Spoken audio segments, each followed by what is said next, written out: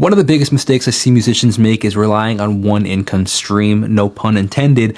But in reality, like every business, and the music industry is a business, you need multiple income streams, and so many musicians rely only on streaming platforms to make money. But in reality, there are so many other ways to actually make money in the industry, and so many musicians aren't capitalizing on them. It's called business diversity. You're diversifying your business, and you're utilizing different avenues on how to actually make money. Now, there are some obvious examples like live shows and selling tickets, and that's what a lot of musicians do, but there are also some not so obvious examples. Some of those might be things like teaching, whether that be voice or guitar or piano, or even production, being essentially like a music consultant, saying, hey, let me dissect your song and break it down, and I'll tell you how you can make it better, essentially as a producer, right? You can make money for that. Other things like sync deals or like sync licensing. Now, this is a lot harder to get into, but if you do, there's a lot of money to be made in it. What that is when your music is played on TV shows or commercials or movies or trailers or anything like that, video games, you can make a lot of money. But there's a lot of people trying to get in, but it's still a possibility if you make the right fit of music.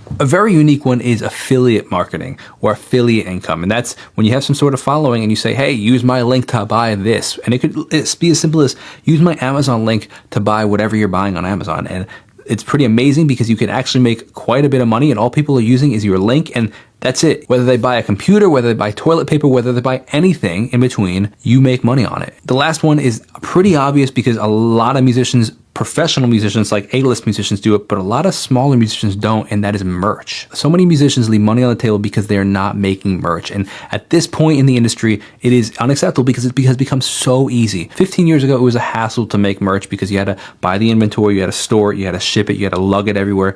Now, through companies like DistroKid and DistroKid Direct, you literally just use the album art for the song that you just released and put that on a t-shirt, put that on a tote bag, put that on a mug, and you create a storefront and you send the link out. They take care of the shipping, they take care of the production because they produce it on demand, so there's no inventory. You don't have to take care of anything else.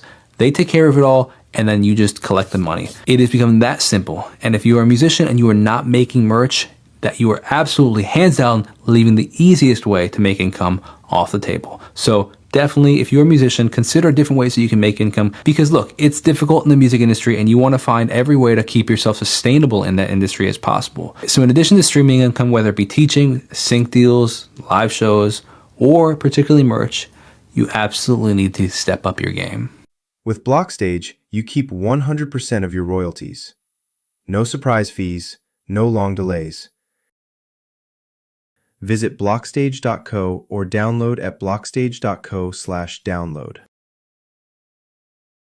Blockstage by Intblock.